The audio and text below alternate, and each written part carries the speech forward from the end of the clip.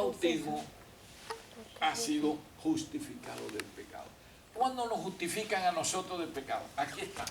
¿Cuándo nos justifica? Aquí está el segundo paso de la salvación. En el momento en que usted aceptó a Cristo y se bautizó. ¿Ya? Porque es el momento en que usted ha matado los pecados, los ha enterrado ahí en las aguas bautismales. Dice, y si morimos con Cristo, creemos que también viviremos con Él. Así como Él resucitó, tenemos la firme convicción de que si acaso llegáramos a morir nosotros, Él nos va a resucitar. Sabiendo que Cristo, estamos en el 9, habiendo resucitado de los muertos, ya no muere, así mismo nosotros. Cuando ya los muertos en Cristo resuciten, ya no van a morir más. Y los que encuentre vivos, que se han transformado, tampoco van a morir más. La muerte no se enseñorea más de él. Porque en cuanto murió, al pecado murió. Fíjense que aquí se lo dice enseguida, que no es la muerte literal, sino la muerte pecaminosa, la muerte al pecado. Porque en cuanto murió, al pecado murió, dice, una vez por todas. Mas en cuanto vive, para Elohim vive. Así también vosotros, consideraos muertos al pecado. ¿Está viendo? ¿Está viendo que es muerto al pecado? No la muerte literal del cementerio. Así también vosotros, consideraos muertos al pecado, pero vivos para Elohim en Cristo Yeshua, soberano nuestro. Y entonces el apóstol aquí nos hace una recomendación que debemos tenerla en cuenta para después del bautismo. Dice, no reine pues el pecado en vuestro cuerpo mortal, de modo que lo obedezcáis en sus concupiscencias. O sea, que siempre tiendas a buscar el pecado. Ni tampoco presentéis vuestros miembros al pecado como instrumentos de iniquidad en maldad, sino presentaos vosotros mismos a Elohim como vivos de entre los muertos. ¿Quiénes son los muertos aquí? Los impíos, los paganos. Entonces nosotros, como estamos revueltos con ellos aquí, nosotros no estamos muertos. Nosotros para Elohim estamos vivos. Y ellos espiritualmente están muertos. Y vuestros miembros a Elohim como instrumentos de justicia, o sea, que mantengamos una vida correcta. Porque el pecado no se enseñoreará de vosotros, o sea, no va a reinar el pecado en nosotros. Pues no estáis bajo la ley, sino bajo la gracia. Desde el momento en que usted se bautizó, sale de las aguas bautismales, usted es arropado por la gracia de Cristo. ¿Sí? Mientras se mantenga allí, está la gracia con usted. La gracia impartiéndole a usted su justicia.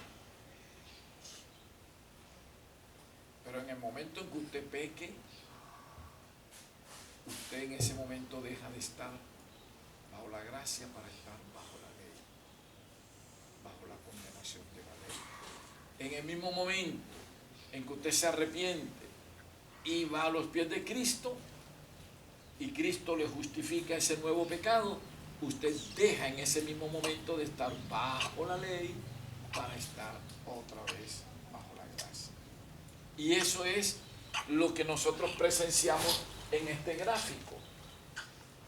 Cuando usted se bautizó y le fueron justificados sus pecados, usted quedó amparado por la gracia de Cristo y dejó de estar bajo la ley, bajo la condenación de la ley. Y mientras usted permanezca aquí en Cristo, usted está amparado por la gracia, o sea, está bajo la gracia. Pero cuando usted vea, pecó y cayó aquí, quedó usted otra vez bajo la ley, bajo la condenación de la ley. Pero cuando usted va a Cristo y Cristo le perdona los pecados, Cristo al regresarlo aquí, usted dejó de estar bajo la ley para estar otra vez bajo la gracia. ¿Ya? Entonces nosotros podíamos representar el gráfico de esta manera. O sea que aquí, el que está aquí está bajo la ley. ¿Sí? ¿Ya me entendieron? Dice, pero el que está acá está bajo la gracia.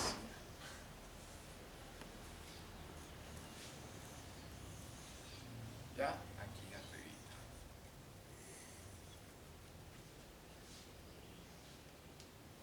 Mientras usted esté aquí permaneciendo en Cristo, está bajo la gracia.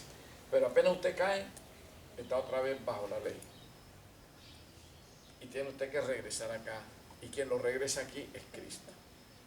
Y usted al regresarlo ya dejó de estar bajo la ley para estar amparado por la gracia. Eso es lo que significa eso de que no estamos bajo la ley, sino bajo la gracia. Muchos toman ese versículo de que ya no estáis bajo la ley, sino bajo la gracia, y lo sacan del contexto del bautismo para ponerlo a decir una cosa que no está diciendo el versículo. Entonces empiezan a inventar de que ese versículo está diciendo que usted, por estar bajo la gracia de Cristo, ya no necesita cumplir los 10 mandamientos. Todo lo contrario. Por estar usted bajo la gracia es cuando más cumple usted los mandamientos. ¿Ya? Porque usted está permaneciendo en Cristo. Y si usted permanece en Cristo, no peca. Y si no peca es porque cumple los 10 mandamientos. ¿Ya? ¿Por qué? Porque también dice el apóstol, el pecado es la infracción de la ley. O sea, el pecado surge cuando usted no cumple la ley.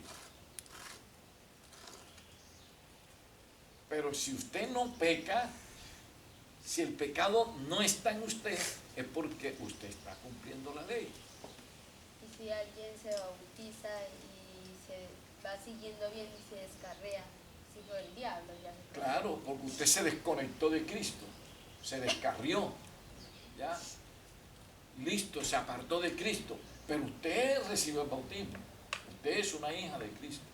¿Qué es lo que tiene que hacer? Ya usted sabe cuál es el camino a tomar. No quedarse ahí en ese pecado, sino buscar a Cristo.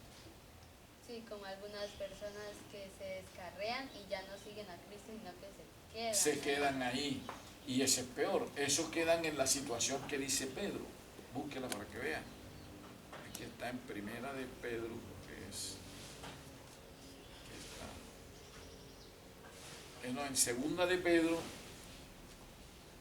En Segunda de Pedro, capítulo 2, versículos 20 a 22. Ahí está lo que estamos hablando ahora.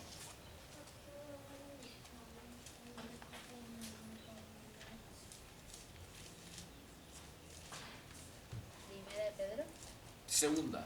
Segunda de Pedro, capítulo 2, versículos 20 a 22. Léelo para que vean. Ciertamente, si habiese ellos escapado de las contaminaciones del mundo por conocimiento del soberano Salvador, Yeshua Cristo, enredándose otra vez en ellas, son vencidos. Su postrer estado viene a ser peor que el primero, porque mejor les hubiera sido no haber conocido el camino de la justicia, que después de haberlo conocido, volverse atrás del santo mandamiento que les fuese dado. Pero se les ha acontecido lo del verdadero proverbio: el perro vuelve a su vómito y la puerca lava lavada a revolcarse en el cieno. Cieno es el barro. Ahora quiero que lo lea aquí. Espérese.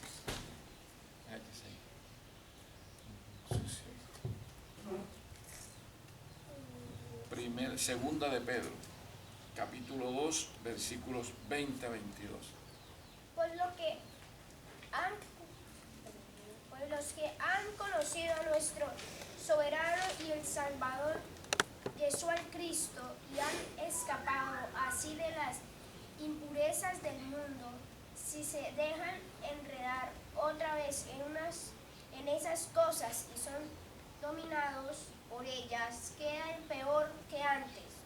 Hubiera sido mejor que ellos no haber conocido el camino recto, que después de haberlo conocido apartarse del santo mandamiento que les fue dado. Pero en ellos se ha cumplido la verdad, ya que dicho, el perro vuelve a su vómito y la puerca recién bañada vuelve a revolcarse en el lodo. O sea, aquí lo que están diciendo es las personas que ya conocieron el Evangelio, que se bautizaron, que comenzaron una vida santa, pero después regresaron a la vida mundana. Entonces dice que les ha acontecido lo del perro que vomita y después se come su vómito. ¿Qué pasó acá? Usted cuando estaba en el mundo era pecador. Cuando usted se convirtió a cristiano, usted botó todos esos vómitos de pecado. Todos los botó, quedó limpio. Pero cuando regresa a la vida mundana, es que usted volvió y se comió ese poco vómito de pecado. Eso es lo que quiere decir ahí. Y lo mismo la puerca. Usted puede lavar bien la puerca, tenerla hasta perfumadita cuando la lavó, suéltela para que vea. ¿Para dónde va? Va para el lodo, va para el barro otra vez. Dice, es lo mismo que le pasa a esas personas. No pueden vivir sin el pecado y tienen la tendencia al pecado, entonces se quedan ahí en el pecado. Se acabaron. ¿Ya? Bien, ¿hay alguna preguntita hasta ahora aquí? ¿Sí lo entendieron bien? Y se debe bautizar en el nombre del Padre, el Hijo y el Espíritu Santo. Exactamente, ahora esa es la última parte del estudio. Esa es la última parte de este estudio. Cristo nos dejó el bautismo para realizarlo, ¿verdad? Si nosotros vamos al Evangelio de Juan, encontramos un dato importante. En el Evangelio de Juan. Juan capítulo 3. Juan capítulo 3. Versículo 22.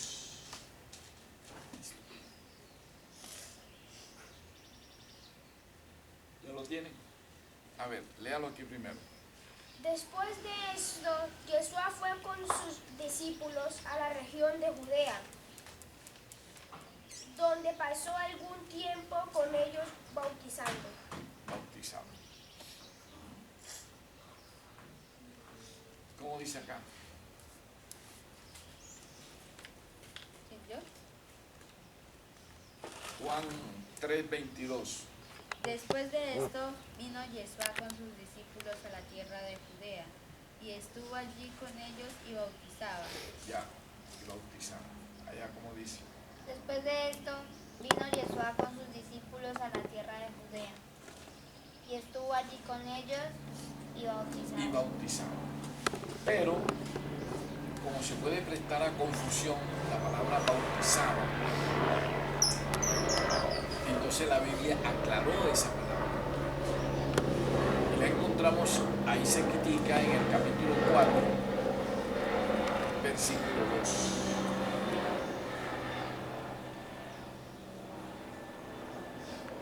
Ahí mismo, capítulo 4, ya no es el 3, sino el 2, 4, versículo 2. Aunque Yeshua no bautizaba, sino sus discípulos. Aquí dice que él bautizaba, pero ¿de qué manera bautizaba él? A través de los discípulos. ¿Ya vieron? Entonces él no dejó el bautismo, él mismo lo practicaba con sus discípulos, el bautismo cristiano. ¿Ya?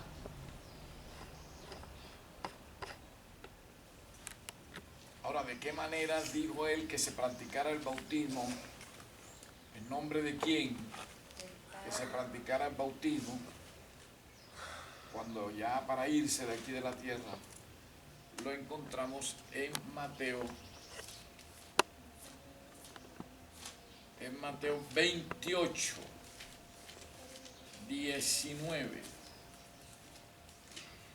Mateo 28, 19. ¿Cómo dice?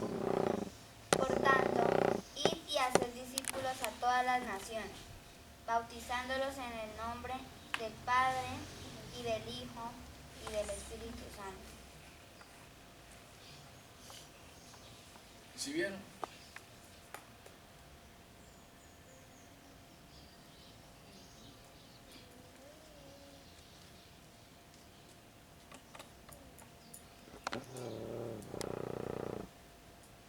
Ahora se necesita explicar ese pasaje, pero no lo vamos a hacer ahora.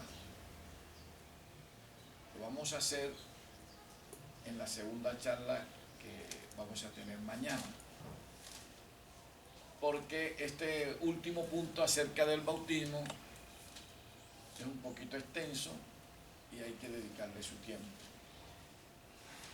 Este tema lo dejamos en que hay muchas personas que dicen, en muchas iglesias dicen, que este pasaje de Mateo 28, 19 fue inventado y que lo colocaron ahí en la Biblia anexado, que no hace parte del contexto de toda la Biblia.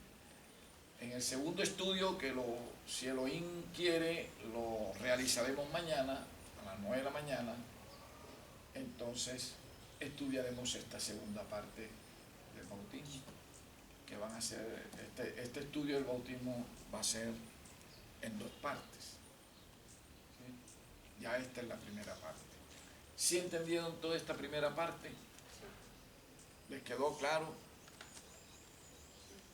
Entonces ahora cuando terminemos, ustedes pueden ponerse a copiar lo que hicimos en el tablero. Vamos a orar. Terminamos esta parte.